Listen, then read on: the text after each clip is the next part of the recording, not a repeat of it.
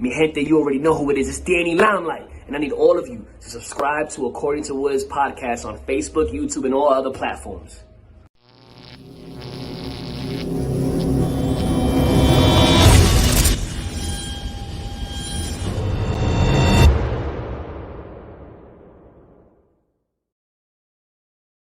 What's good, party people? This is According to Woods, and I have the honor and privilege of talking to my good friend. He's a man of many monikers, many talents. He's a ring announcer. He's a consummate bass musician. He goes by Paul Perez Announcer or East Lobato.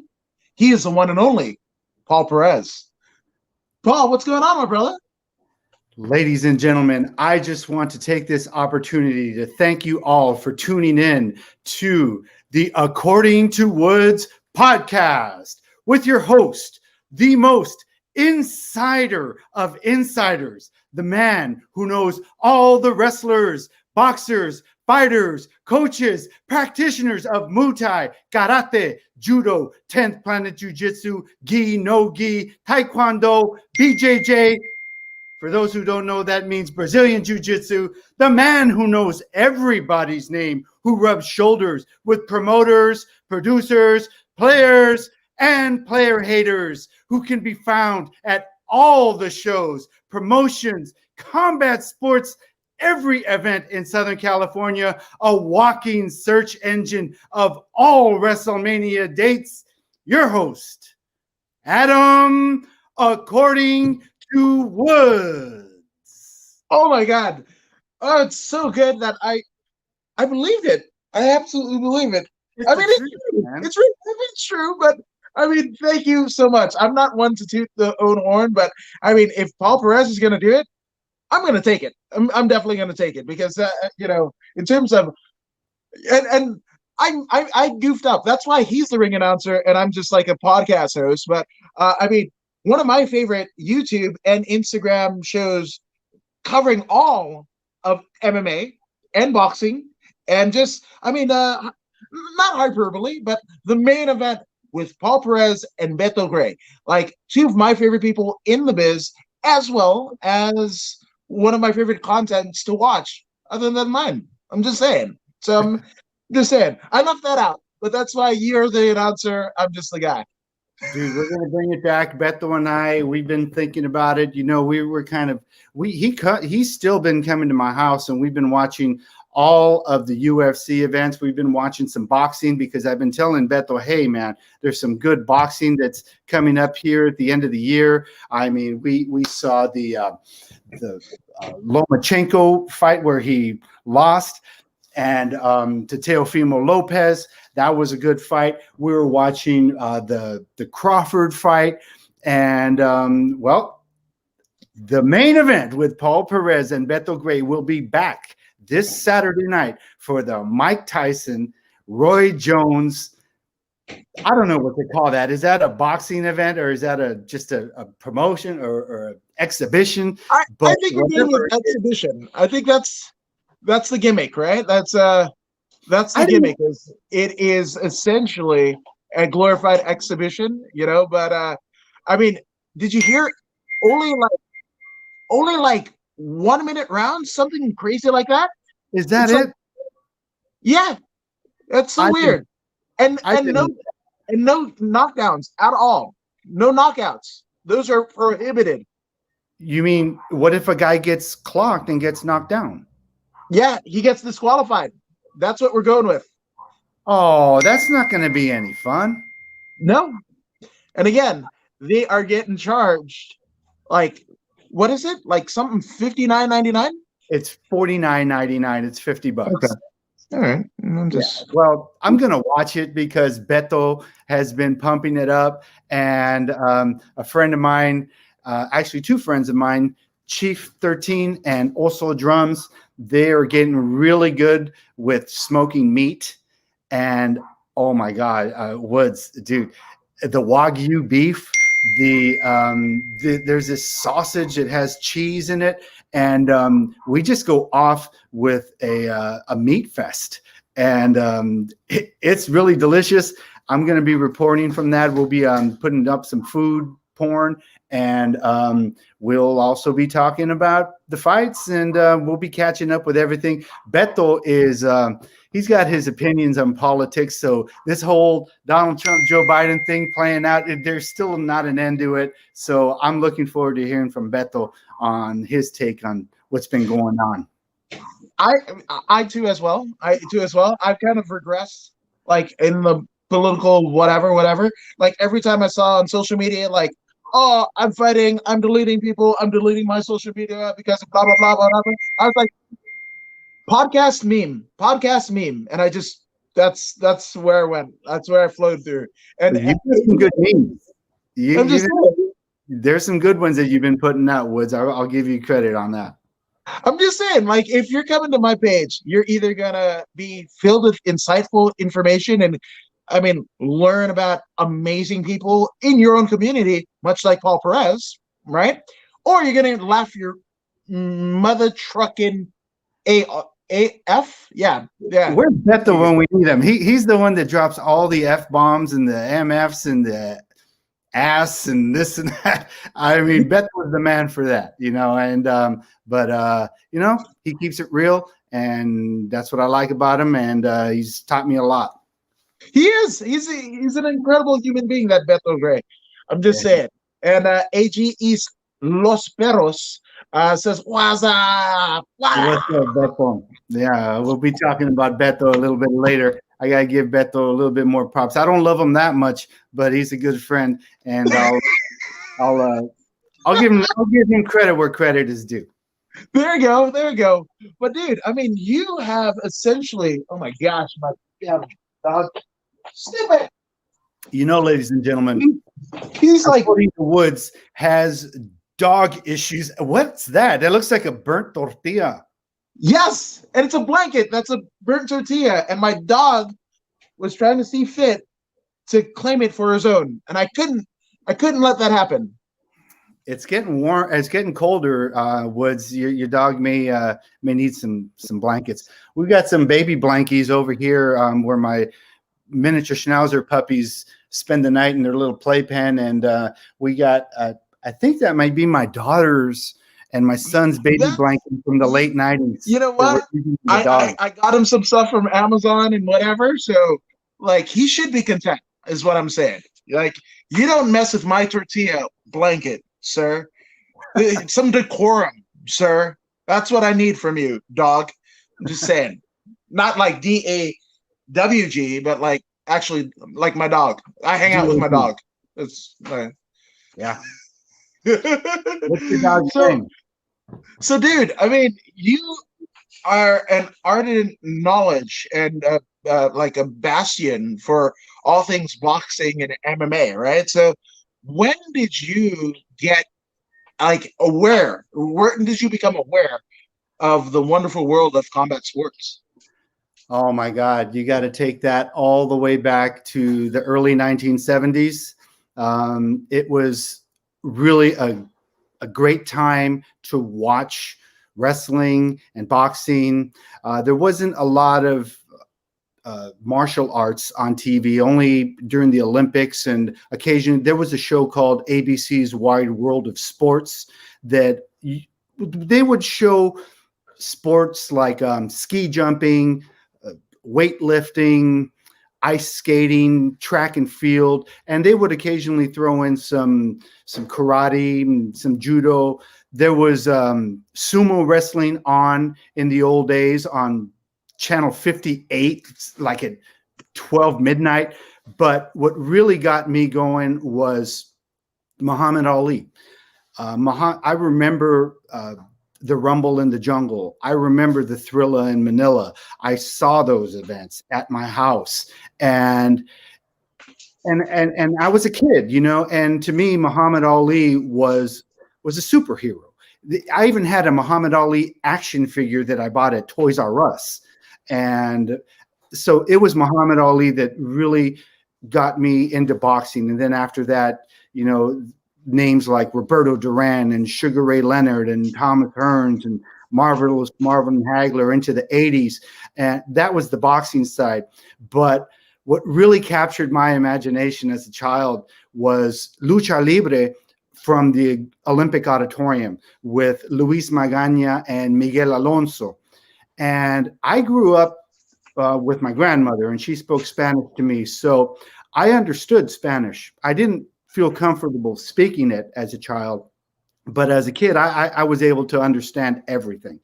And I would watch wrestling out of the Olympic Auditorium, and it was the personalities there. I mean, names like even the referees, Johnny Red Shoes Dugan. I mean, a referee that had a nickname, Red Shoes. I mean, that guy was great. Freddie Blassie. I actually saw Freddie Blassie wrestle it was right at the end of his career before he started becoming a manager and walking with a cane. He had these wars with John Tolis, who would drool when he was speaking. He would look into the camera, and I'm not going to do it, but a line of drool would come down his lip, and he would talk about how he was going to murder you. And John Tolis, Chavo Guerrero Sr., Mondo Guerrero, there was guys named Pork Chops, Jabba Rook, the Sheik, not the Iron Sheik, but the Sheik, and of course, Mil Mascaras, Andre the Giant. I would tell my uncle who lived with me, I said, because they would make announcements on Channel 34 that there was going to be live wrestling Fridays and Saturdays. And also on the English side, Jeff Walton and Mean Judo Gene LaBelle would host the English shows on Channel 13. And I would just get my wrestling fix off of that. Going into the Grand Olympic Auditorium in the late 70s was amazing. I mean, I remember seeing Rowdy Roddy Piper before he was even Rowdy Roddy Piper. It was Roddy Piper. He'd walk in with his bagpipes, and he would have these wars with Chavo Guerrero, and it was great. I mean, loser has to leave town. Loser gets his hair cut. Roddy Piper had a tartan mask after he lost his hair. I remember they took it off one time, and everyone was laughing. Now, this is 1977 when guys had long hair, and to be bald was a joke in the 70s, and everyone laughed at him. I remember cage matches with Chavo Guerrero and an Argentinian guy named Colosso Colosetti. And I remember it was a cage match, and they put a sleeper hold on Chavo, and he was out. And here comes Colosso Colosetti climbing over the fence wearing his albiceleste Argentinian colors of sky blue and white wrestling shorts, getting his shorts pulled down and showing his ass to everybody, and everyone laughed. Oh, it was great. Andre the Giant coming in, wrestling guys like Gordman and Goliath. Yeah. Gosh, I could go on and on with these names. It was just a magical time to be alive and to go to the Olympic Auditorium when it was still being used for what it was built for.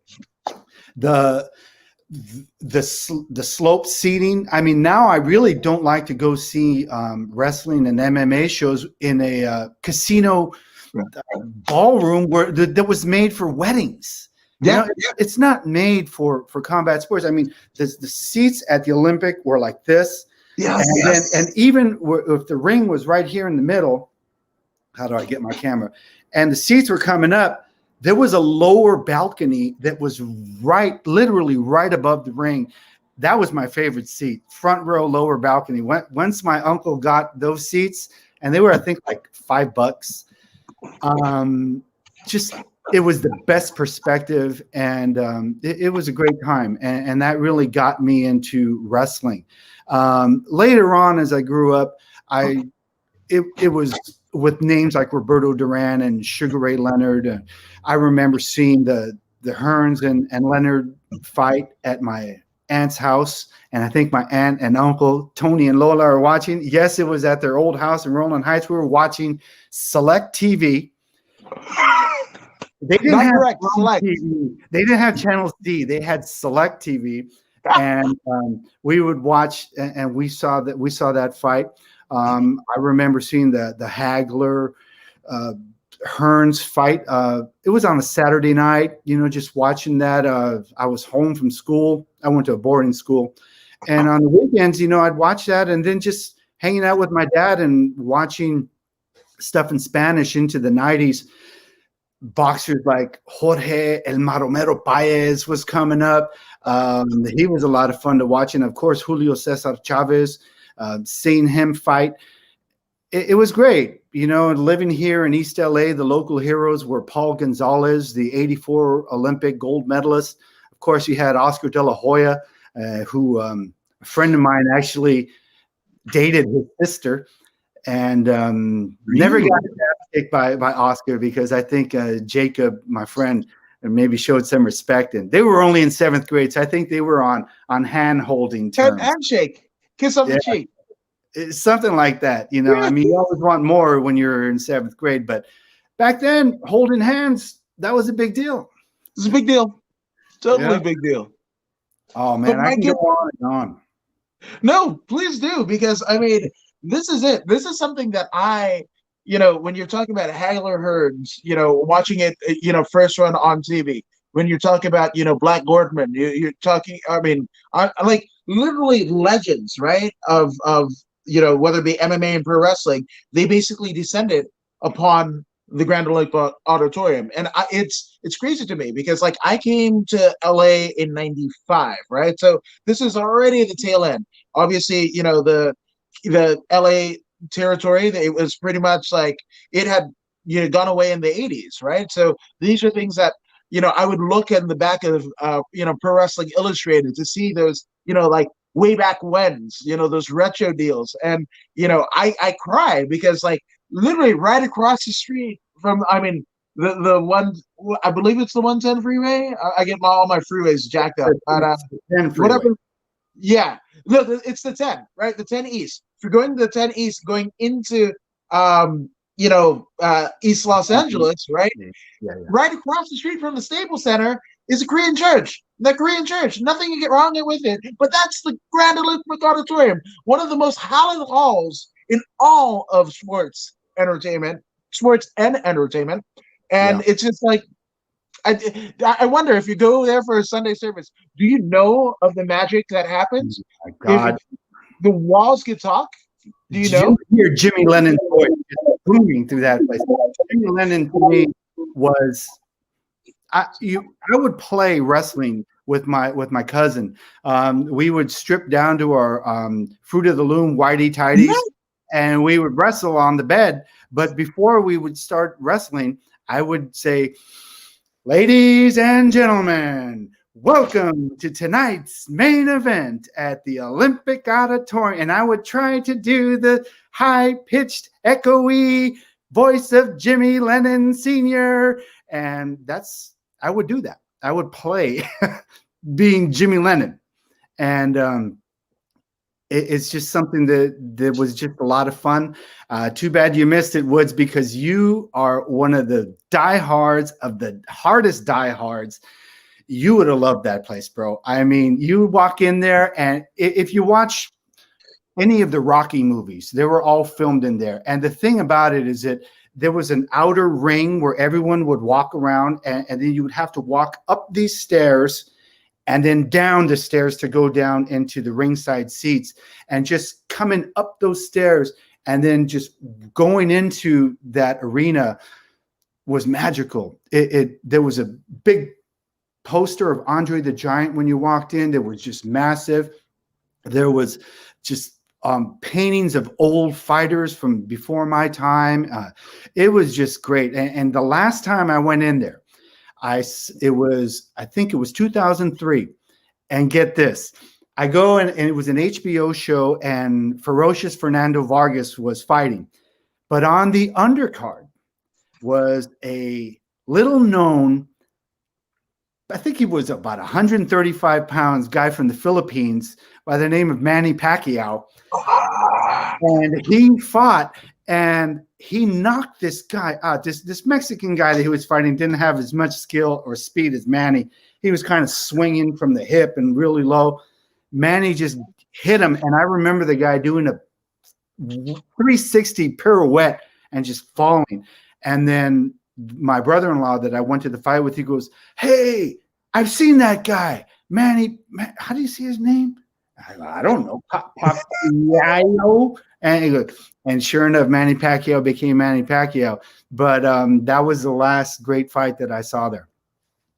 Now, did you know that that was like kind of the beginning of the end? Because I know in terms of I'm friends with Chris Kloss from XPW, the XPW commentator, and I think I want to say obviously between Pico Rivera Sports Arena and Grand Olympic Auditorium, as well as the LA LA Sports Arena, those were like the three hubs for XPW, right? And where they would tape their TVs and even their pay-per-views. And also the very last ECW pay-per-view was actually filmed right there at the Grand Olympic Auditorium, because there was like this, Paul Heyman essentially wanted to move out west and compete with XPW, because the XPW guys were going over to Philly and kind of planting themselves in the crowd and everything. So so it's just fun. But I mean, did you know that might have been the last time? No. Well, what had happened was that throughout the 70s, when I would go there and into the early 80s, that was the lowest point of downtown Los Angeles. Well, maybe now 2020 is even lower, but throughout my life, the late 60s through the 70s into the early 80s, downtown was really coming down. And my grandmother used to tell me how beautiful, and she would love going there in the 1920s and 30s, and when it was new, and the movie houses, and it was just a wonderful place. I enjoyed downtown. It was gritty. There was a homeless problem there. There was guys on the street and stuff, but it's Los Angeles, and it's my hometown, and my grandmother would take me all over on the buses. And we'd go into downtown and take buses all over. We'd go to Disneyland and Knott's Berry Farm, and we do a lot of stuff. But I remember that the Olympic, right around the early to mid 80s, it was starting to come down so bad that they were having punk shows there, that they didn't care that the punkers were messing up the place, because it was already, we had lost. I mean, that's when WWF really took over nationally. Right. They took Roddy Piper, they took Freddie Blassie, they took all of the Southern California talent. They basically cherry picked all around the country. John Toll. I never saw John Tolis wrestle with. He was the coach for Mr. Perfect. Oh, he was the coach. I got to YouTube that. Yes, I love Tolis. Yeah. But it seemed like throughout the 80s, and when the punks were destroying it, and then they closed it down for a while. And then HBO had that show where Vargas fought, and Pacquiao too. And I really felt like it was going to come back. There was word, everyone around the arena was talking about, we're going to bring it back. But you know what? They didn't. And that's too bad, because that was a great place, and I really miss it. And man, Woods, if we could see some Spar Star or LXF or any of these wrestling shows there, it was perfect for that. I mean, nowadays especially when I go see boxing at the shows that we had before we closed down in COVID, at the Quiet Cannon or the Commerce Casino, the Gardens Casino. The thing about boxing is that, like, if you sit in the middle, you could really see everything, right? Because the four corners. But at an MMA show, you got to be really strategic in where you sit. You kind of have to not be at the aisle, but a little bit more on the inside so you can see, because at every post there's a camera person and lights, and that kind of takes away a little bit. But imagine Woods, if we were looking down and seeing a punch just land cleanly. Yes, that was. I don't think we'll ever get that again, man. And that's the thing, it's just like, you don't want to say that the Grand Olympic was ahead of its time, because obviously it had been here since the 30s. It was erected for, when they had the actual like Olympic competitions at the Coliseum, the indoor bike racing. That's essentially why the Grand Olympic Auditorium exists, is, the indoor bike racing. I That's didn't what know the that it was a, what do they call those? A hippodrome? That's what. Hippodrome. Yes, absolutely. Okay. And then even with the roller derby, right? The Yeah, LA, the Fabulous Thunderbirds, yes, the the LA LA Thunderbirds. Seabirds, the That was their Rowdy home. Valladares, Yeah. and they'd always. I remember they would go against the Chicago Bombers, and there was this Yes. big woman. She was like 6'2", and she was really thick in the hips, and she was a big heel. I forgot her name. Maybe it was Big Bertha or something. She was good with the elbows because she was big, and she would just hit the small little women. There was a Skinny Minnie. I think there was a skater named that in the LA T-Birds. Oh man, those are some good times, man. Yeah, but I mean that's the thing, and it's weird, right? Because nowadays we have accessibility to like everything. If you want Japanese pro wrestling, if you want Korean baseball, if you want like you can get it literally with like 3 clicks of your phone and it's there, right? But some of the I guess the essence, right? That some it's the difference between buying an album versus getting something digital. There's no liner notes. No matter how many songs you download, there's no liner notes. There's no artwork. You're missing a lot of the essence. That makes everything special. That makes the music pop a little bit more, right? Sometimes a little bit of grit goes a long way, and that's the thing about the Grand Olympic. It's equal parts grit, but also like the air of aristocracy, right? And it's the fact that it's gone. And oh my gosh, so the coolest thing was to be at a CXF, the previous incarnation of Lights Out Extreme Fighting, right? The California Extreme Fighting, a fight, and seeing Uncle Gene and Judo Gene LaBelle, right? And he would score, and judge those fights, right? No other, he just kept it open because, and I think he retired roughing not a roughing, but as a judge at Grand Olympic, at CXF at the Sportsman's Lodge with his wife Midge, right? And I I almost wish that I could get back into a time machine, like jump into a DeLorean, you know, and literally go and see, whoever the North American champion was at Grand Olympic, right? And they get too big for the britches and want to hold Eileen Eaton up for money. And they're like, oh, you've got a mystery opponent, right? And out trots out Judo Gene. No, yeah, those are the days. Right? And essentially, dude leaves the title in the ring. Do you know that story? No, I have not heard that story, Yes. but So he's smart to have left in the ring because, ladies and gentlemen, I sent Woods a video of wrestling holds by Judo Gene LaBelle, and it's an hour-long wrestling holds that are the most ingenious and ergonomically torturous holds I've ever seen in my life. I mean, to the thing where like holding a man like this so you can push down with your upper hand and throw your elbow into the guy's hip bone and your chin into his eye socket, and just like the things to do to the body that are wrong for the opponent but right for the man putting the hold on is just it's artistic and it's beautiful and it's funny too because he's wearing these loud Ronald McDonald yellow pants. Yes. And he's just and Mondo Guerrero is just taking it. And it's poor Mondo. Yeah. He probably got paid. I wonder how much he got paid for that one. You think they paid him like $200? I would say like a case of Coronas. No, 100%. Because one of the coolest things that this is still before I ever got into the business. One of the coolest things that I was able to do was there was a wrestling convention called Wrestle Reunion, right? And it was at the LAX Marriott. and I got to meet and have uh, him sign my NWA replica belt, but the great Harley Race, right? And so got to meet Harley Race.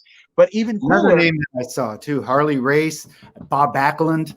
yes, They all wrestled there, and they were all part of the cards that I saw. And now I look back, and wow, that was a good time, you know. And just to see where it went. I mean, of course, no one can predict the future, but right. it was special. No, and that's the thing. So why I say a case of Coronas is because I actually got to drink with I think it was Mondo and Chavo Senior, right? In the convention hall, right? And you've got like, oh, here's Iron Sheik over here and whatever, and I paid like, I think it was like $10 for a picture.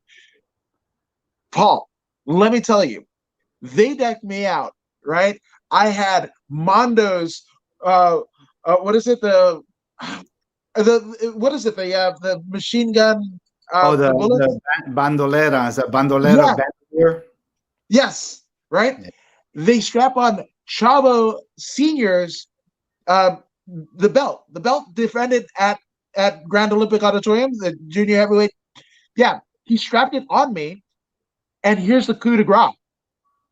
They adorned me with a robe worn by the great Gordy. Salvador Gory Guerrero. Yes, Oh from man. 1932. Whoo. And I got to drink beers with them on the floor of the convention for $10. I'm in. I'm in. How many beers did they drink in 10 minutes? Again, a case each. And it was weird because like Virgil tried to keep. Virgil was there, and he would do one where like the ice chest was cold and whatever, they put beers or whatever, and he would just sneak one out and sneak one out and sneak one out. Yeah, so I guess the $1 million man's like residuals that didn't pay out well for one Virgil. I don't know. Virgil, yeah, that's a character. I remember that. Yeah, but by that time, when you got guys like Virgil and when Freddie Blassie was a manager, and who else? I mean, who were my favorites back then? Kamala. Yeah. And who was the guy with the green? Georgie Animal Steel. Georgie Animal Steel. Yeah. But during those times, and the Hulk Hogan and the mid '80s, the Iron Sheik and the Russian, his partner. Volkov. Ivan. Wait. Nikolai Volkov. Sorry. Nikolai Volkov. Nikolai Volkov. Talk about the greatest heat ever. Those guys got the biggest heat of them all. I mean, during the Reagan era and the arms race, to stand in the middle of the ring and say, "Death to United States, Iran #1, Russia #1." Oh man, I mean, they were hated on, and they were. I'm surprised that they didn't get hurt by the objects being thrown at them and people going in and shooting them. But now it's funny to see how much they're loved. You know, it's like it's the same with going back into old sports scenes. I mean, I used to hate Pete Rose. I remember seeing Pete Rose and Johnny Bench at Dodger Stadium, hating them. I hated Larry Bird. I saw Larry Bird's last game at the sports arena. I love them now. Oh, those guys, when I see them and how vicious and how good that they were, I mean, those are some good times. And yeah, we got some good athletes now. I mean, I get really excited. I was going into Alex Perez. I mean, I really wanted him to win last weekend. Yes. You know, the Modesto guy. And then you had D-Rod that works out here at the yard and from Alhambra, California. And I was like, I'm a homer. Okay, so any of our homers here and our SoCal talent, I'm always going to pull for them, you know. But they're exciting now. But you know, it's something about the old days, and maybe as a kid, you're just so impressionable, and it was great to see all those things. And I'm really grateful to have seen those things live.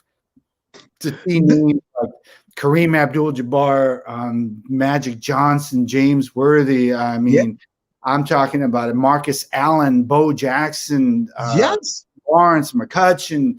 I saw the last season of Merlin Olsen playing at the Coliseum, and in my first Rams game. Just so many. Troy Aikman and Rodney Peete, the battles that they would have at USC and UCLA. Just some great times that I was really fortunate to be a part of. And a lot of the tickets I got for free because I was a kid, or I had an aunt who worked in the travel industry, and they would kick her down with USC tickets. And my dad, for a while, when there was a time when he was working for Alcoholics and Narcotics Anonymous. After he went through the program, he would get every Friday in 1977 and 78. If the Dodgers were playing Friday or Saturday, I was at that game. Fernando Valenzuela, I mean, just you name it. And it was great. And oh well. Did you know of all the? I mean, these are like you're like rattling off like some of the most like historic names and events, and not just like LA history, but definitely like sports history, not just combat sports, right? And No, I mean, like the did you know? NFC Championship game in 1983 when there was a riot when the Raiders beat the New York Jets, and there was Mark Gastineau and Howie Long on the field, and people were throwing big old whiskey bottles because they were tearing down. The cops came and broke up. I knew that I was witnessing historic events, but I didn't realize that like Marcus Allen would have a tremendous run against the Washington Redskins at I guess it was Super Bowl 18, where he cut back and scored a touchdown. I mean, seeing that, seeing the miniseries in 1981 when the Dodgers played the Astros, and going to every single home game there.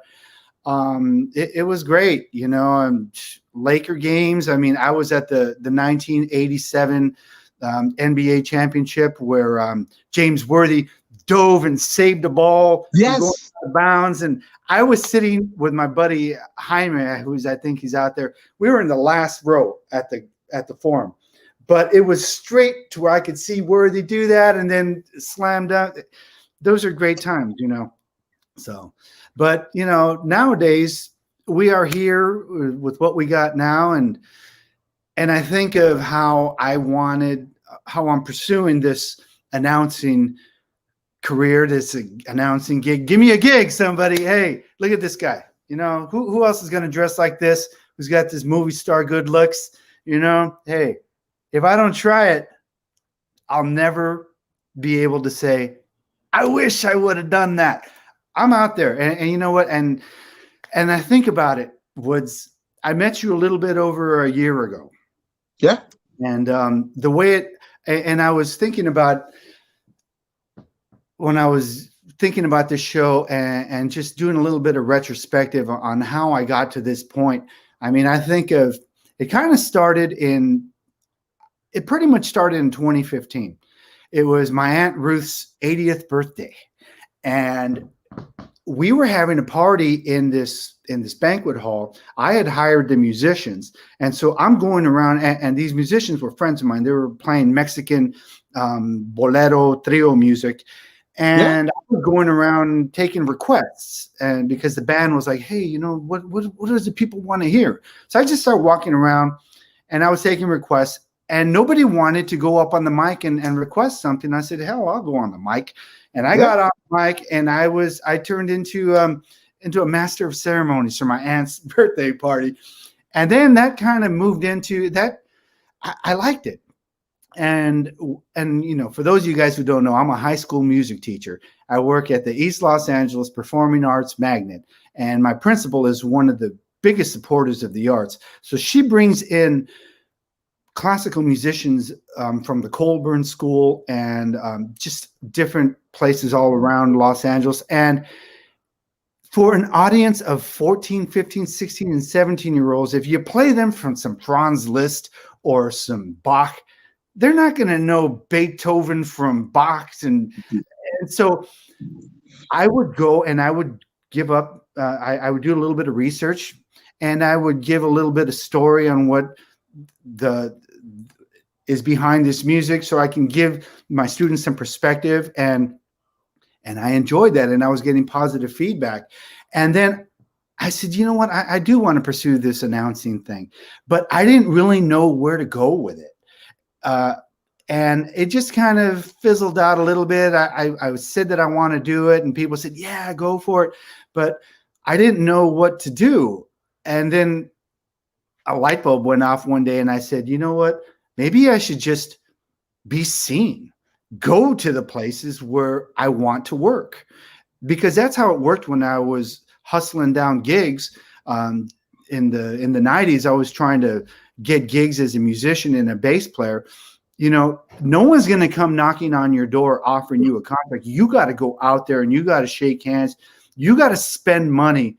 If you want somebody to invest in your art, you got to invest in your art. You got to start with putting the money into yourself and getting out there. Because if you don't put the money into yourself, why would you expect a stranger to do that? So then I'm going out, and I remember one day I was going to go have drinks in downtown, and I'm walking by, you know, I got a thing for clothes if you haven't noticed, you know, but I'm walking by Brooks Brothers, and inside there's I met this young guy in his 20s, handsome young kid, and we started talking about clothes. But then he starts telling me, hey, you know, I'm a fighter. And I go, really? Turns out it's Gabriel Suavecito Martinez. Martinez, yes. Yeah. Suavecito is a friend. Yeah, I know he is. I've seen him on the Gym Crashers. Yeah. And so I went over to go see him because I said, yeah, man, I'll go check you out. And I went with Beto Gray, and we saw the fight. And it was Beto who was telling me, hey, man, what's up with your announcing thing? Because it was Jim Fitzgerald who was up there, and Jim and Fitz is great. You know, all right, fight fans, welcome to Spar Star, and you know the way he does all right fight. And so Fitz, I was watching Fitz do that, and I was like, you know what, I can do that. I got a tuxedo too, you know, I can speak clearly, and so Beto says, hey man, you got to do it. So I went up, and the next week. It was about a couple weeks later, and it was a Lights Out Extreme Fighting. He sends me a direct message, and it's Blake Troop fighting. And so I wanted, you know, when I go to the shows, the MMA shows, I like getting close seats because I don't want to have to fight for the reserve seats. You get up and someone else comes in your seat. If you have your reserve seats, at least you know your seat's going to be there. So I went up to Troop, and that's where it was at Rock LA. And that's where I met you. You were there with Troop and Johnny Utah Ferris. Yeah. And so I bought the tickets, and ladies and gentlemen, it was Adam Woods who gave me all the encouragement, because Adam Woods is telling me, dude, you're perfect for this. There are so many opportunities. There are so many wrestling shows, MMA shows, boxing. You just got to get around. And I didn't really know. And it was through the help of this thing right here, my phone, I started looking things up, and I just started buying tickets. And my credit card bill was starting to grow because I was going to all the shows, bro. I mean, I was going to Spar Star, Lights Out Extreme Fighting, Roy Engelbrecht. I was going to see All-Star Boxing Promotions, Lucha Vavoom, Bar Wrestling, Championship Wrestling Hollywood, Santino Brothers, SoCal Fights, you name it. If it was here in SoCal, I was going to it. And it was great to meet, you know, people like Tony Padilla, Joey Chaos Munoz, Ed Holmes, David Marquez, George Bastarmagian, Sean Merriman. And you know what? I just went up to those guys and I said, hey, man, I am who I am. I'm Paul Perez, announcer. If you guys ever need someone to fill in, you know, I understand loyalty in the business. And there's some great announcers out there. I mean, Jim Fitzgerald, Elisa Marino, what's his name? Adnan. Adnan Qureshi. Adnan Qureshi, Mike Hart, and these are people that I've always approached my life with respect, and I see somebody who's doing something. I'm not going to say I'm going to steal this person's gig. Right. No, I know I have a lot to learn, and I watch these people, and I take notes, and I hope none of them take offense to that, because really I admire you people, and I'd like to do that, but it was good to meet all these people. And then here comes COVID, and it stopped everything. But the thing about it is that it's funny, in the time that went by, all that was happening. I was going out to all these shows, and it was at UFC 247 remember what, am I going to put you on the spot, Woods? What, UFC 247, what was the main event? Yes. It was, geez, what? It was Why do John I not know this? versus John Jones, Dominic Reyes. Dominic Reyes. Right. In Anaheim. Yes. Well, I go there, and then Beto Gray. And ladies and gentlemen, it was Woods who kept encouraging me, because you remember the time, Woods, at the Americana? Yes. We bumped into each other. The night before, I had gone out to the Quiet Cannon. It was what was it? I think it was All-Star Boxing Promotions, and I went up and I shook Ed Holmes's hand, and I told him, "Hey Ed, I gave him my spiel," and he said, "Fitzy's been with me for 20 years. Until he dies, nothing's going to change." And I said, "I respect that, and that's fine." But I had to go and just say hello. Yeah. But it was a rough night, and I wasn't feeling down, but I was feeling that I had to reassess what I was doing and how to go about it. And ladies and gentlemen, in the middle of the Americana in Glendale, I hear, "Hey, Paul Perez," and it's Adam Woods. In a city of 14 million plus people, I run into Adam Woods on a Sunday afternoon, and I got to thank you, Adam, because you continued to give me encouragement, and I just kept going with it. And speaking of UFC 247, Adam had been telling me, you got to get content out there. You got to get a podcast or something. Just put out content. And I knew that as I was watching MMA, that there was a lot of things that I was missing. And so I run into Beto Gray at Limerick's Tavern, and we're drinking beers. And then on the way home, Beto's giving me a ride home because I Ubered it over there. And I said, "Hey, Beto, you want to do a show with me? I'll be the announcer, and I'll be doing the hyperbole and the build-up, and you be the technical guy." And I thought Beto was going to be like, "Nah, bro." And instead, Beto says, "Fuck yeah." Yes.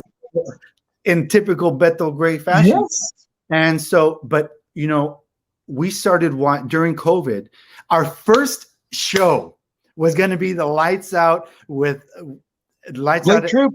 Mike and Tero. Yeah, absolutely. Mike and Tero. And we were going to go. I had my tickets. I had my microphone, and we were ready to do it. But then COVID shut everything down. So Beto has been coming over, and he just breaks it all down for me. He's like, now I know everything about full guard, half guard, Kimura, and leg locks, leg and knee bars, and ankle hooks, and arm bars, and I mean, you name it. And just everything that he was talking about controlling the body up against the fence. And because Beto is he's taking classes with Damian Maya. He's got experience with wrestling. He was actually with Chris Crail. They were on the wrestling team at Bell High School. So he would really just break down all of the jiu-jitsu, the Muay Thai, just the teeps and the leg kicks and just everything about it. And I really got to give props to Beto Gray for teaching me a lot of that stuff. And now that I'm watching it, I don't just watch and say, oh, these guys aren't doing anything, it's boring, because I can really see how about bridging the back when you're on the ground and just everything. And Beto was always talking about, well, this guy's got to get his leg out from under him so he can flip this way. And when it happens, it's like, oh shit, Beto, you're right. Yeah. So it's been a learning process, and it's been a lot of fun, and it's something that I've had a lot of fun with, and I'm going to keep on going. And look out, ladies and gentlemen, there will be more Main Event with Paul Perez and Beto Gray coming your way this Saturday, with the smoked meat from Chief 13 and also drums, grills, to the vinyl records from Vinyl Influences over at the Judson House in Boyle Heights.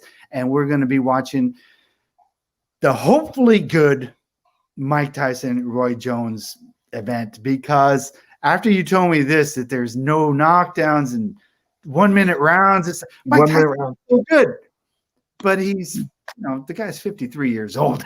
So yeah. Well, just to kind of go back a little bit, like in terms of, making an opportunity, like for me, if I had a nickel for every time I've been told no, I'd have a shitload of nickels, is what I'm saying, right? But theoretically speaking, right, you're just making yourself seen, right? And sometimes you're like, oh, I got 2 views or 5 views or whatever. Those 2 views might be the views that you need to get where you're at, and yes, of course, like whether it be Ed Holmes, and I mean, there's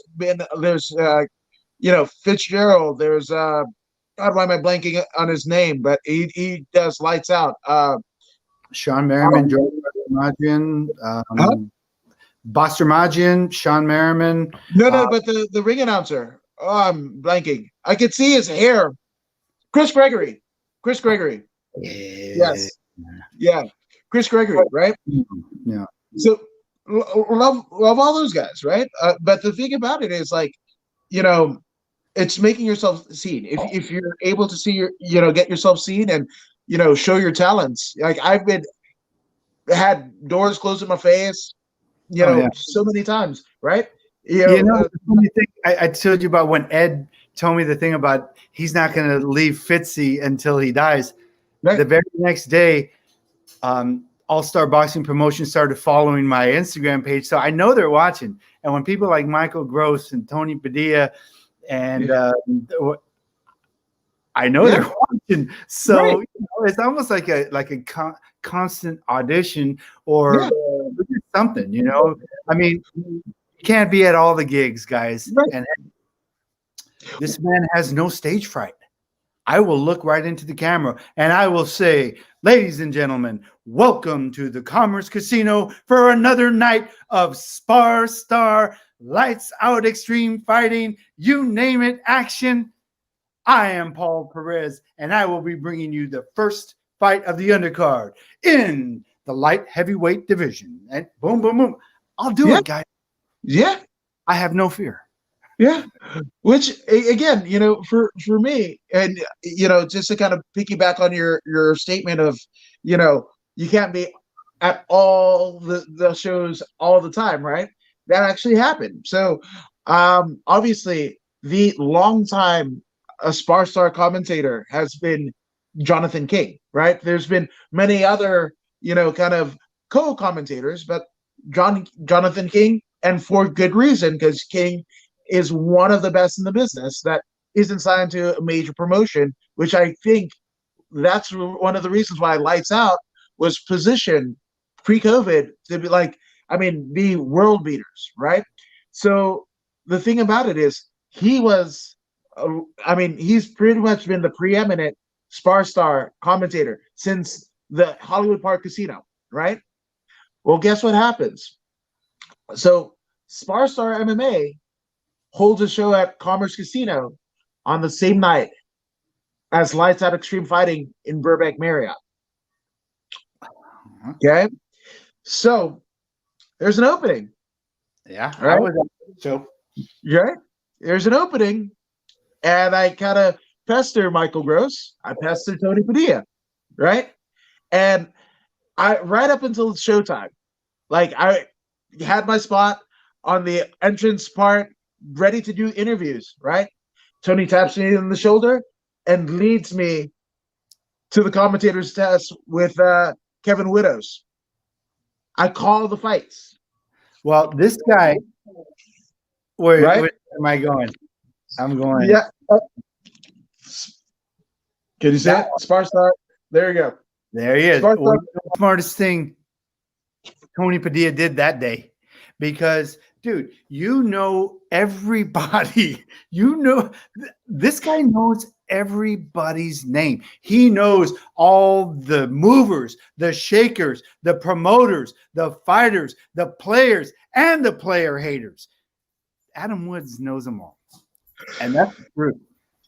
Yeah, but again, I want to bring something to the table, right? So we do this, right? And we're covering the fights. First couple, it'd been my first time doing commentary at all, right? It's one thing to say you want to do something and then actually doing the thing, right? And what have you. So the first couple fights, admittedly, for me, couple rough. It was pretty rough, but Kevin Widows, total pro, right? And we, third fight, we get into this rhythm and it's going good. I'm getting good feedback, right? And what ends up happening is right on the desk, right? On the commentator desk, get some releases for BuzzFeed. We're like, I look at Kevin looks at me. Screw it. We'll be on BuzzFeed. Little did we know that the next fight that was going to happen was Ara Invathong, who's a host for BuzzFeed. He wanted to be a mixed martial artist because that's his gimmick. He tries different things. He becomes a Tibetan monk. He just does different extreme things, right? So can he handle himself in the ring? So here's the crazy thing. So obviously we didn't know it. We just saw BuzzFeed. Like, oh, okay, we'll sign it. Blah, right? Yes. And we noticed that this amateur fighter with an 0-0 record, debuter, with shin pads, literally a quarter of Commerce Casino was rocking his shirts. And we're just like, what is going on? Is this Bizarre World and everything? And Kevin, who has fought himself, we're like, what's going on, right? So Arya, again, has like a following of like 1.2 million followers on Twitter and Instagram, right? So he fights. He fights case and match that night, right? Doesn't really go well too much for him, right? Don't think anything of it. Then maybe about a month later, right? Oh, I get tagged in this video, this YouTube video, a BuzzFeed video. And at that point, it had 750,000 views. And this was in like a couple hours of it being dropped, as the kids say, right? So right now, I think it's about 7 million views. So my commentary debut, right, filling in for Jonathan King, who again is an incredible commentator, whatever, but he's one of the best, right? But on this night, he takes the lights out show.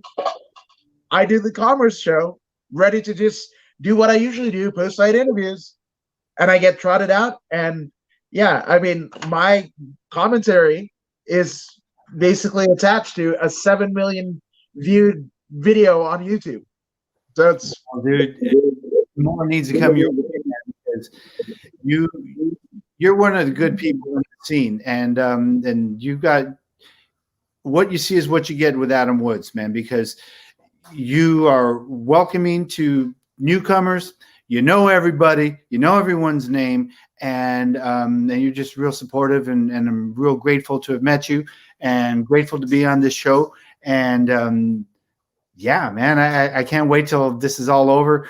Let's get our arms ready for the COVID shot, because, dude, we need to get back out there, man. Yeah, circle, dot. Now you have a COVID shot. That's the way it's going down, apparently. But dude, I mean, obviously, there's been a litany of supporters. You know, you achieving your dream, both as a musician, as a teacher, and now a burgeoning announcer. So let's get some shout outs and acknowledgments out of the way. Oh gosh, well, I got to give a shout out to my wife Alicia, who comes That's a good move. all the shows with me. The only reason why she didn't go to that first show at Sparstar was because she broke her finger, and she didn't want to be around all these dudes. Because one of the things that another shout out goes to Beto Gray again. Beto Gray, he said one time, you know, when you go to a fight show, about 70% of the dudes here you don't want to mess with.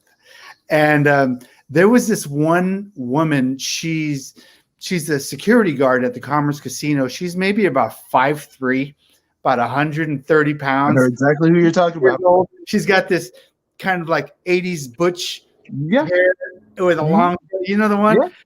Beto says, imagine if 10 dudes start rumbling. What's she going to do?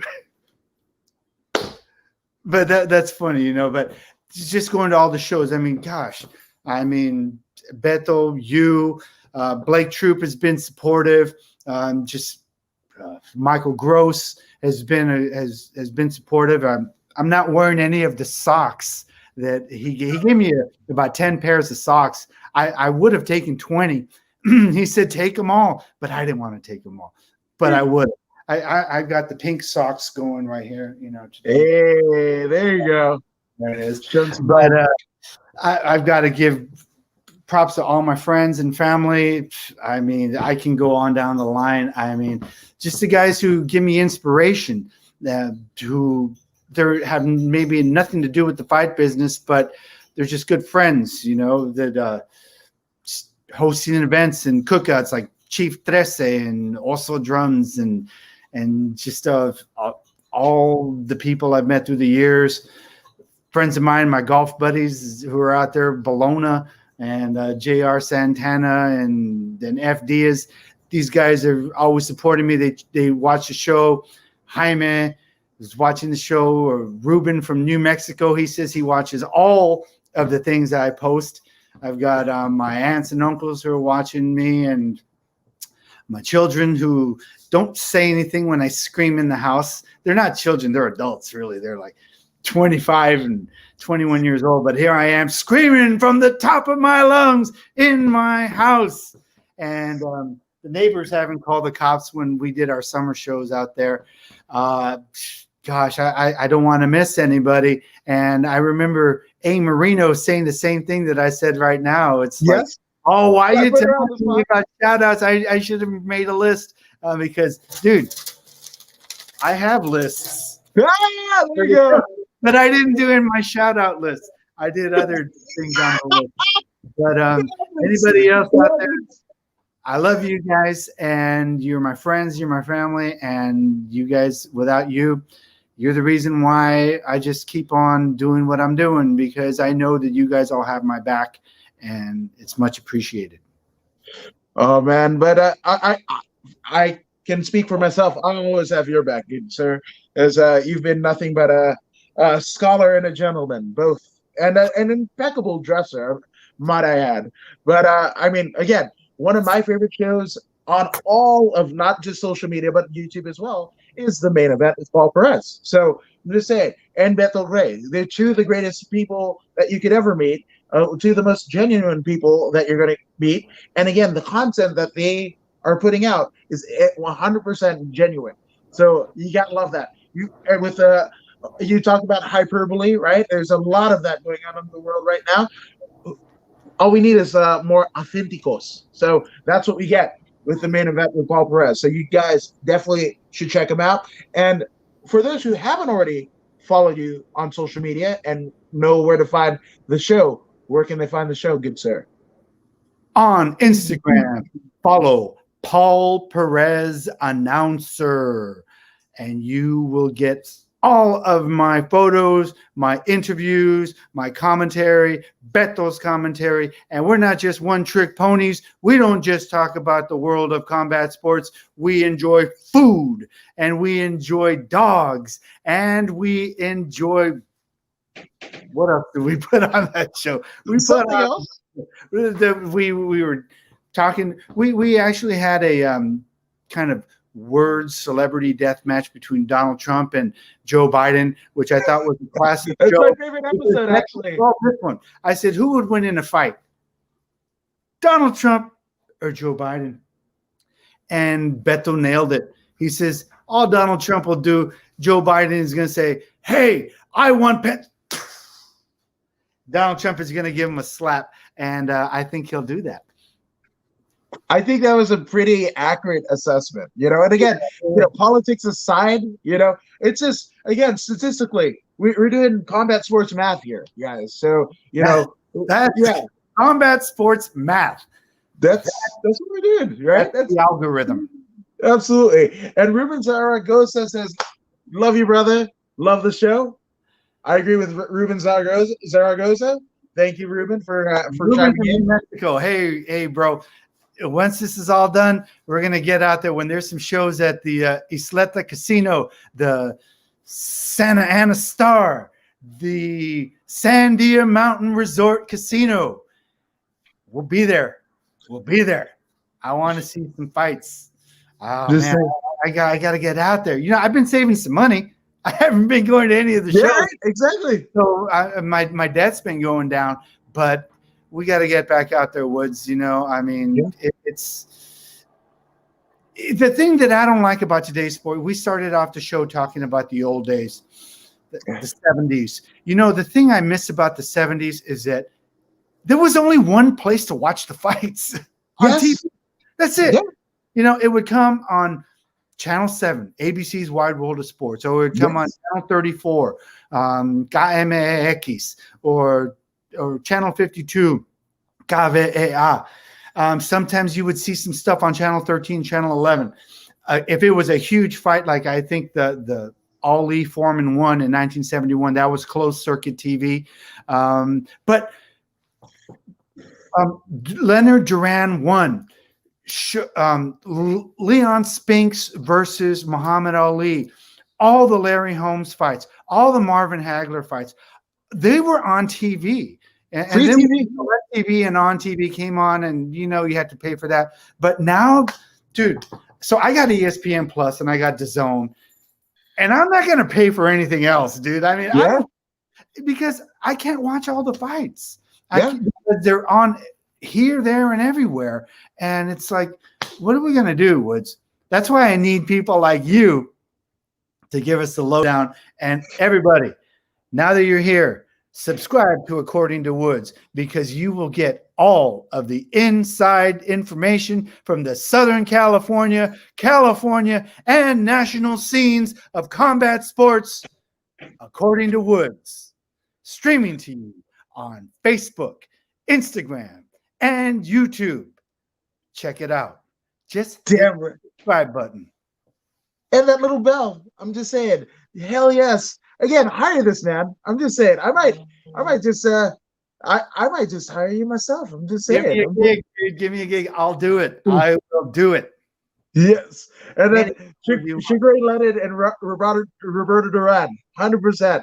Hey, great fight. That was Sugar. Even Duran Leonard 1 and Leonard 2. That was on Channel 7, dude. That was on ABC. It was, dude. It was Saturday night. I'm at my dad's house. I didn't even know it was on, and I was bored. It was nighttime. We had to come inside and channel surfing. Here comes a special ABC Wide World of Sports presentation in Montreal, Canada, of Sugar Ray Leonard and Roberto Duran. And then in Duran Leonard 2 I think it was at the Louisiana Superdome. It was on TV. Dude, these things were on TV. And now and all the fighters are fighting everybody. Now here, and that's why I love MMA, because, dude, I am so sick. No, all due respect, because I am not a fighter. Right. But one of your guys, the Belizean Warrior, he was Albert Morales was saying, dude, you can be a commentator, you can be an announcer and be in the scene. I've gotten in fights, but they were street fights, and I lost some and I've won some. But that's the thing about sometimes you need to take your knocks to appreciate things and to come back stronger, because I've learned more from my failures and my successes. And you don't stick your tail between your leg and just disappear and kill yourself. No, you got it. Life keeps on going. I remember when I turned 50, I didn't want to turn 50 because I loved my 40s. I had the time of my life. And when I turned 50, I was like, I don't want to turn 50. And my wife said, what's the alternative? Death? Yeah. And I said, yeah, you're right. So here I am, 52 years old. I still got my black hair. I can wear my tuxedos. I still fit into them. I will be on the microphone. I will look into the camera. I will not stutter. I will deliver the messages that any promoter wants me to give. And I'll just lay it all down the line with enthusiasm and excitement. I'm ready to go, Woods. Give me a gig, bro. Let's do it. Let's do it. Whisper in people's ear. I'm just saying. And guess what? In terms of age and number, you know who is your age mate? Who is the exact same age as you? Roy Jones Jr. Yeah, him. And Joe Rogan. God, there's a lot of people born in 1968, the most violent year in the United States after the Civil War. Yeah, pretty much. More Americans died in this country in 1968 than any time before. I think it's changed. We may have been living in some violent times, but who is my age? Because I like people born in my year. Tell me, Woods, who? Oh, Rogan. Joe Rogan. Oh, Joe Rogan. Joe Rogan. People, I got more hair than Rogan. Yes, you do. So I think you're doing better than Rogan. Rogan doesn't shave. Yeah. I'm clean shaven, sharp dressed man. Just saying. Just saying. Like ZZ Top says, right? And Ruben says, you better show some love for Mike Tyson. So show him some love. Ruben, here's the thing about Mike Tyson. Here's my take on the whole thing. Why I wasn't excited about it was, and tell me what you think. I think the generation that did not see Mike Tyson fight thinks that it was a world of YouTube excitement back in the 80s. Yes, his from about 85 to 86, Mike Tyson was fighting like 10 times a year, and he was just burning people up. But when he became the champ, I think it was when he beat Michael Spinks in 1988, right? 88 to 1990, when he lost to James Buster Douglas, Mike Tyson only fought once or twice. So that was a time when he kind of slowed down. You can watch YouTube and see 15, 20 fights where he's knocking people out in one round. But that wasn't the Mike Tyson of the 90s. We lost him at the peak of his career because he went to jail. When he came back, Teddy Atlas actually said, Mike Tyson never lost a fight. What do you mean Mike Tyson never lost a fight? Mike Tyson, when somebody would go up and give him opposition, Mike Tyson never responded. He lost to James Buster Douglas. He lost to Evander Holyfield. He lost to Lennox Lewis. Biggest guys who would, and I'm not putting Mike Tyson down. I love Mike Tyson. I love him now, especially in his second. I think he's on his third or fourth act now. Yeah, but I like him now, and I don't want to see Mike get hurt because I love what he does now. I think he has a lot to offer with his show, his talk show, the Hot Box. Yep, Hot Box. I mean, I think he does great stuff there. I don't want to see Mike get hurt. I miss Roy Jones when he was on HBO boxing. I loved what he had to say. The same with Paulie Malignaggi. You know, it's like what Paulie said wasn't that bad. Get that guy back behind the mic because I think those guys are really we miss them. I mean, and that's where we can better. I think they serve the sports fans a lot better as commentators, as older men. Than you know what they don't need to prove anything else in the ring. But hell, if someone's going to pay me $1 million and more, sure, I'll do whatever you ask. You know. Yeah. No, so I mean, in terms of and that Teddy Atlas quote was actually spoken on the Teddy Atlas episode of Rogan when Teddy Atlas was on Joe Rogan's Experience. So yeah, that assessment again, and this is coming from somebody in the know, right? I mean, like the 1B to cuss D'Amato, right? Is Teddy Atlas, right? So, this is somebody who knows, right? And knows Mike and is. And I'm of the generation. When Mike Tyson came up, I was in high school, and I saw those fights, and they were all. It was not. It was kind of hard to see them all because they were all in Trump Plaza in New Jersey. Atlantic City. And so his early fights, we really didn't see him on the West Coast. It wasn't until he started building a name for himself that they started featuring him more. But he was a barn burner, and I think that the younger generation wants to see that.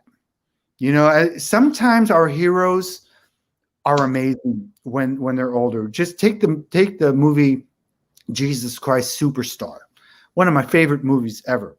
I don't know if you've ever seen that movie, but the guy who played Carl Anderson was awesome. Okay. And Jesus, Ted Neely was great. But the day my wife was supposed to deliver my daughter on her due date, we had tickets to go see Jesus Christ Superstar in 1995 with Ted Neely and Carl Anderson. Carl sounded like 30 years hadn't touched him. But Ted, you could hear all the cigarette smoking, and he kind of delivered his lines. And it just wasn't the same. I've seen some of my heroes as they were older, and it just wasn't the same. But yet there were some, like Carl Anderson. He was great.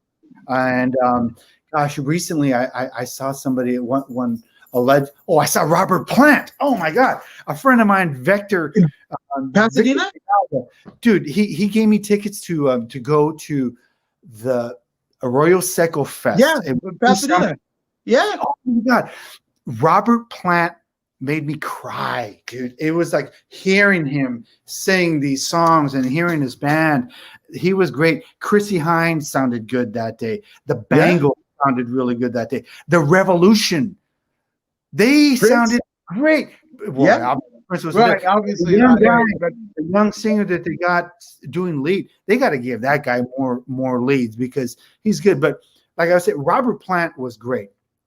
But sometimes our heroes, and when they're older, I really hope Mike Tyson and Roy put on a good show for the young people who never saw him, because I don't want them to come away saying, "Oh, and Mike Tyson was nothing." Mike Tyson, he was great.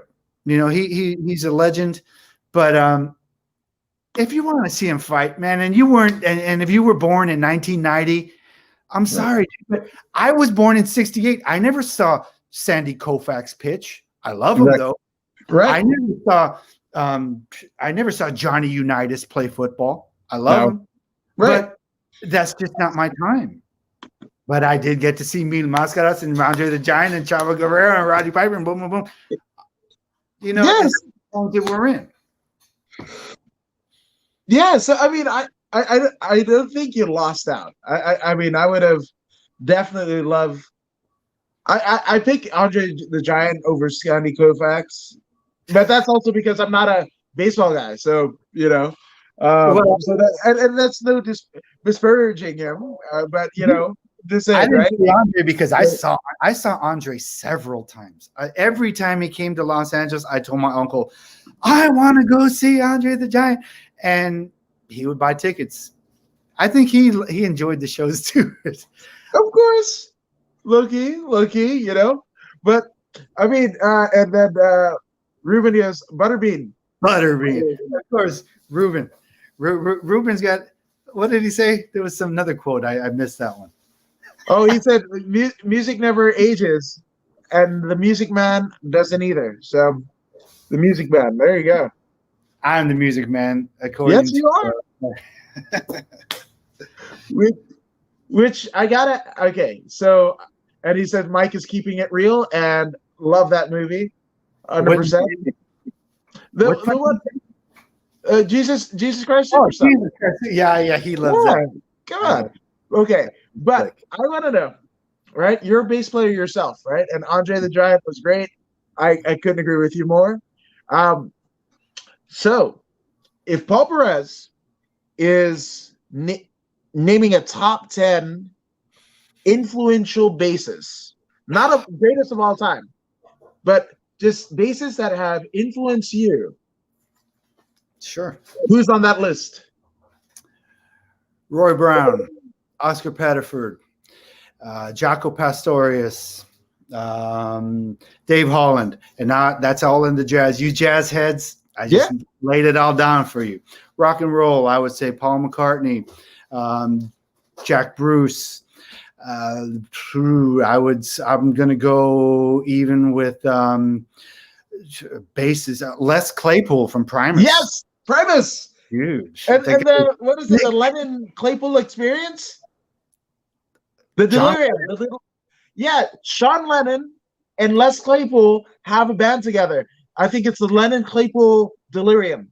Oh, dude, I love Les Claypool. He's a trip, man. I like. And again, John Lennon's son, Sean.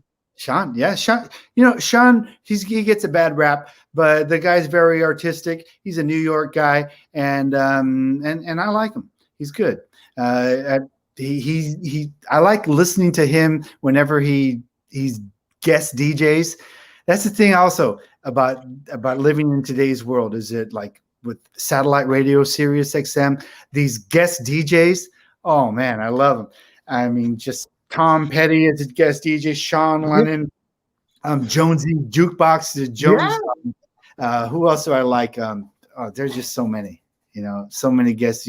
And Peter Noon from Herman's Hermits. He put a good show on Sirius XM. I listen to him on Saturdays when I wash the dishes and clean up the house and get ready for the madness of Bethel Gray and the main event with Paul Perez at East LA Studios on Folsom Street, where we bring you our takes and our opinions on the world of combat sports, UFC, boxing, and food, dogs, and politics. You name it, we're on it. Damn right they're on it. And not as on it as Pat Patterson, but yeah, I'm just saying that's a different story for another day. Is that a basis? Yeah, Pat Patterson. Pat Patterson.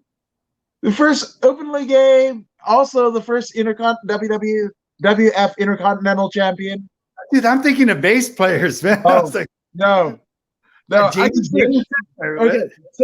so really quick, not that anybody minds, right? But okay, so I got obviously Entwistle from the Who, the Ox, right? I forgot about him. Yeah, of course. All right. So and again, no particular order. I'm just giving you 10, right? Give me. So we got Entwistle, we got Geddy Lee from Rush. We got again, much like you, we got to go with oh God, why did I forget his name? Jack Bruce from Cream. Jack Bruce from Cream, right? So that's 3, 4, 3, right? Geddy Lee, Bruce. You gave me. What did you give me? There's 3. No. Entwistle, right? Yeah, John Entwistle from the Who, right? Geddy Lee, Jack Bruce, Flea from the Chili Peppers. Flea, that's right. Flea's another one, yeah. Yes, right. So Flea. Then you got to go Tommy Shannon from Stevie Ray Vaughan in Double Trouble. I haven't heard that name in 30 years, bro. This is yeah. So Tommy Shannon. Yeah. All right. Then you got to give some love to who else? Sting.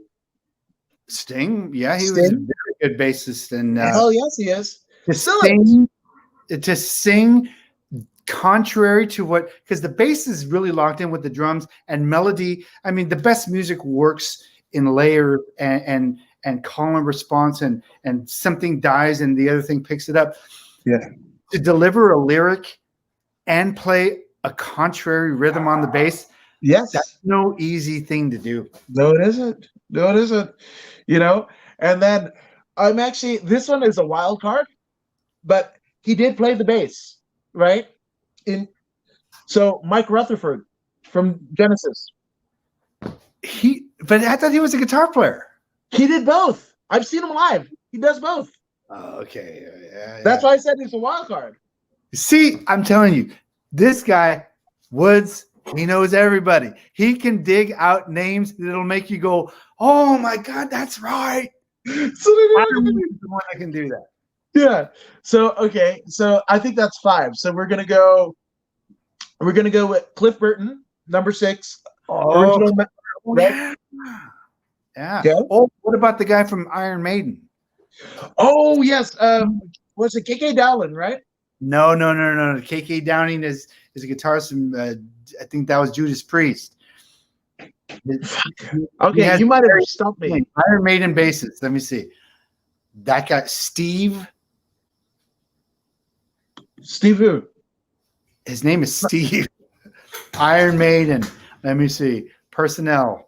Let's see. Iron Maiden. His name was dude, my metal, Steve Harris. Steve Harris? Yeah, dude, that guy's sick, man. Yeah. Yeah. The trooper. John McGuire says Geddy Lee. Yeah, yeah, of course, yeah. Do a show on the greatest comedians. Paul, if you're down, we gotta I'm down for that because guess what I got? What's that? Oh, Pryor, dude. I gave away an album of his that I had. I shouldn't have given it away. Really? I used to get in so much trouble because I told my grandmother to buy me that record at Music Plus, and I would play it at the house and effing this and effing that and son of a bitch and fuck this and my grandmother was like, telling me, hey, what are you listening to? And nothing. That's great. That's great. Okay. I'm like 8-9 years old listening to Richard Pryor records. And, yeah, that's heat. That's so heat. That's so heat. Yeah, that's so heat. Ew. Yeah. Well, but that's the same thing that I encountered, like getting Kid Rock's Devil Without a Cause, and the CD was a middle finger. And I would buy it. My mom would crack it, throw it out the window. I'd go to the damn Warehouse Music, get another one. Yeah. Crack it, whatever. I think I spent $100 on the same album. Yeah. You know? Oh man, back in the day, you had to buy a whole CD instead of just one song, you know. But, yeah. Man, and those CDs, you know what? As much as I long for the old days sometimes, but CDs were one of the biggest ripoffs, dude. Because I mean, how much were they selling CDs? Like at the end of the CD era, like $16-17 to a kid. Yeah. When it would really, and then as a musician, when I was going in the studio making our own demos and making our own CDs, the fucking CDs cost 20 cents, you know. And here these record companies were just milking kids, and so when Napster came in, I didn't really feel that bad for the record companies because for years they were really taking advantage of people. But now it's like I was saying earlier about combat sports and all the platforms. It's like, where do we find music now? Because the only place where I hear new music is at the tail end of a newscast before they go to a commercial for 10 seconds. Here's a new song by Imagine Dragons. And you hear 10 seconds of it. That's it. Yeah. And back in the day when I was a kid, Don Kirshner's rock concert, the midnight special, dance, you would get commercials, newspaper advertisements, bands would be on TV, Soul Train, American Bandstand. Music was given to us. It was brought to us. And maybe it was like what they wanted to bring to us. And that's kind of what the punk bands went against. But I ask my students, where do you hear this music? And they say online, but dude, online is another Pandora's box and spider web of who knows what. There's so much stuff out there. Yes. So, which I gotta, you know, I'm gonna round out I'm gonna round it out because I think I'm at 7, right? Oh, I sorry I interrupted you Or, there. no, you're fine. You're fine. So Lemmy for Motorhead, right? Lemmy. And then He sang with the mic up like that. yes, On the Ace of Spades. yes, yes. So that's Yeah. Okay. Who else? so the top two, right, is probably two that you've never heard. The pop culture lexicon has never heard their names, may not know their names, but you've definitely heard their music. And I can guarantee you, between these two bass players, we're talking they sold more than the Beatles, Elvis combined. I think I know where you're going. Wrecking Crew? Huh? The Wrecking No, Crew? not even the Wrecking Crew. All right. All right. I was wrong. Okay. So the last two that's rounding out the top 10, Carol Kane. Yeah, she was in the Wrecking Crew. Oh, was she? No, she was in the. No, she was a Funk Brother. No, she was in the Wrecking Crew. Jamerson was in the Funk Brothers. But he died in the thing, and didn't Carol replace her? Carol was an LA girl. Jamerson was Detroit. And Bruce Babbitt, he replaced Jamerson.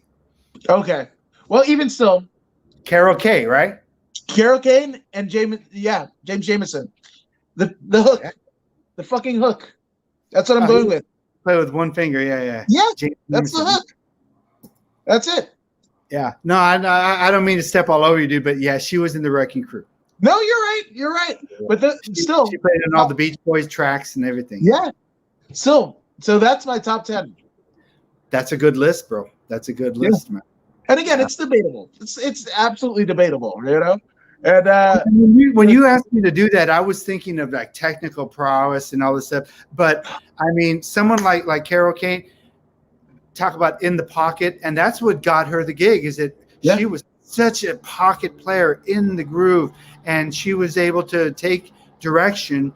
And Jamerson, man, Jamerson was a tortured genius. The dude, like he's like Stevie Ray Vaughan, and he's like a river, just nonstop. Yeah. Bach and Beethoven, I'm sure, were the same, and Mozart, where their musical ideas just came out of them like a river, and it was nonstop. They could have played 24 hours, and you would not hear the same thing. Exactly. And that's one of the reasons why Jermaine Jackson got his chops, because obviously in the recordings, right? In the recordings, it was Jameson, right? But Jameson couldn't play live, so he was Jermaine Jackson was hard to deal with too. People didn't like him. Yeah. So essentially, what happened was, that's where Jermaine got his chops, because he could play Jameson's parts. I always wondered about the Jackson 5. It's like some of those tracks are so tight. I mean, and then I'd see Tito and Jermaine playing. I'm like, did they really play the guitar and the bass on all those tracks? Maybe not in the studio, but on tour. On tour. No, there's, I knew one of the state, like a tour manager, like, yeah. So they did, and again, that's where Barry Gordy, right? Barry Gordy basically gave the okay to marry his daughter, was because of his technical prowess. Wow. Yeah. Not only is Adam Woods the man in all the know, the walking encyclopedia, a living, breathing Wikipedia of combat sports and bass playing. Adam Woods. I'm just a guy. I'm just a guy that loves shit, man. And my wife says loving this interview. So when you can pop the wife, that's when you know you got something cool. So shout out to the missus, who's unfortunately battling COVID, but thoughts and prayers, honey. Thoughts and prayers. She's quarantined. What about, I was going to say she's not a man and she's not a young man, but she's a young woman. Rocco Prestia, Tower of Power. Yeah, no, 100%. And I was lucky enough to see Tower of Power live because my dad, contemporary jazz musician, my dad actually played. I want to believe it was like one of the Richmond. It was a Richmond in the Bay, right? Like a little festival, whatever. But my dad played with Tower of Power and Spyro Gyro and the Yellow Jackets. Wow, your dad running with some heavy company, man, because you got Bunny Brunel and Rocco Prestia. Those are some heavy hitters, man. Yeah. Oh, a 7-year-old me met Miles Davis within a year before he passed away. There you go, man. Wow. So, yeah, that's where my music stuff. But unfortunately, I can't play a lick. I don't have the patience to sit there, even to do tabs, which is like the garbage bag way of doing things. But the thing about tablature was around for centuries before notation. So the thing is to get people playing. But what's hard with an instrument is that you have to be okay with sucking, and you have to be okay with playing things slowly, and you need to break through the boredom and the tedium to gain that skill set, and then you're free. And then if you study music theory, you're a lot freer because then you can know where to go. But that's the thing that's hard with me, and that's why it's hard for a lot of people to keep on going with music, because unless you are a Stevie Ray Vaughan or a Mozart and you're a natural river of ideas and talent and music and God-given ability, the rest of us have to work at it, and it's tedious. But if you get there, it's fun.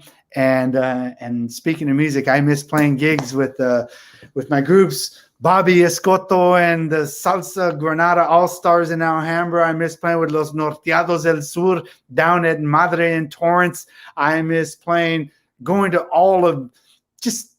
people's homes and hearing music of friends of mine like La Santa Cecilia and mariachis in Orange County. And just I got some friends here. I'd go to their house and they would have a Macedonian drummer. Then they would have guys playing old time jazz, and I miss the fighting shows, and I just miss concerts, and hopefully this will all be over.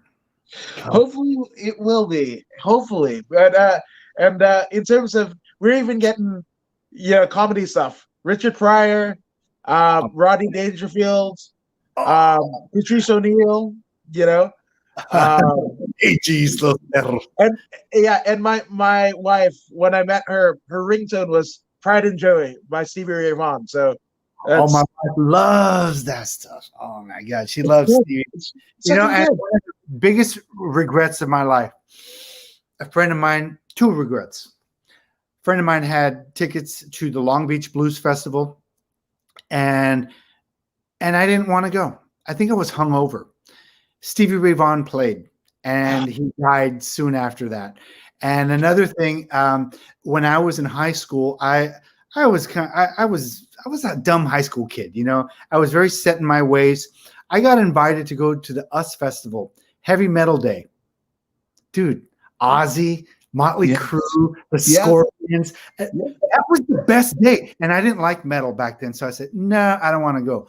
I was so stupid, dude. I was so dumb. I could have been at US Festival for one of the greatest heavy metal shows in SoCal history. Oh my God. Yes. And I mean, literally like Alcoholics Anonymous 12-step treatment person's dream, because everybody on that bill after that show went to rehab. Just all of them. Yeah. And all relapsed and they went back again and again and again. Yeah. So they made a lot of Dr. Drew Pinsky types a lot of money. So I'm just saying, right? And then Charles Mingus was great. Hell yes, agree. And then in terms, Don McGuire wants to know, Paul, do you like blues? And who is your favorite blues musician? Muddy Waters. Ooh, I like it. That was easy. That was an easy. I like that. I mean, I like a lot of people, but to me, Muddy Waters, that voice. Oh man, that I like deep voices. I like him. You know, I don't like that's one of the reasons why I don't like bachata. Okay. That's too high like this. Oh, I love you. You're so pretty and sweet. It's like if a woman likes a guy who's telling her that, rather than oh yeah, I'm a man, I spell him. You gotta like Muddy Waters over these these falsetto boys, man. Come on. Yeah, yeah. I mean, tell us how you really feel about bachata, Paul. I don't think we got it. You know what? The thing I love about Latin music is dancing to it because you got your partner right there. Yeah, He's right there with you. Yeah. None of this distance dancing. No. In Spanish, it's called pegadito, stuck. Well, Megallito, Magallito, Pegadito with a P. No, I said Magallito.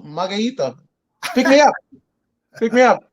Pick me up. And that's what this interview did for me, is pick me the hell up. So this is it, man. Like Paul Perez, again, if you guys aren't following the main event with Paul Perez and subscribing to it, I don't know what you're doing. I'm subscribed. You guys should too. I'm just saying, and follow him at Islobaso on Instagram. That's my lifestyle Instagram where I show off my my pocket squares and my bow ties and my ties. And see, even like, I don't know if you can't really see it, but this thing has, oh, you can't see it on this screen, but there's like some psychedelic looks to it. And I do little close-ups, and I got my 70s collar and oh yeah, gentleman's breakfast, the finest vintage eyewear in Los Angeles. Give Van a call. He's another shout out. He's a big supporter and he likes combat sports. Don't mess with him. The guy looks like he's got this blonde hair and he wears suits and ties and drinks whiskey, but he'll kick your ass. I believe it. I believe it. But I mean, yeah, dude. And I think what you were trying to say in terms of your tie is it's made of psychedelic furs. Yes, that's my one for show. Damn right. He is Paul Perez. I'm According to Woods. And again, follow us, like, share, and subscribe to both of our YouTube channels. But thank you for everybody that chimed in on the comments and the views. And again, if you're not already subscribed, I don't know what to tell you. But guess what? What are you waiting for? Exactly. And just don't take our word for it. Here's Zeta Zhang. Hey, this is Zeta Zhang. Make sure you subscribe.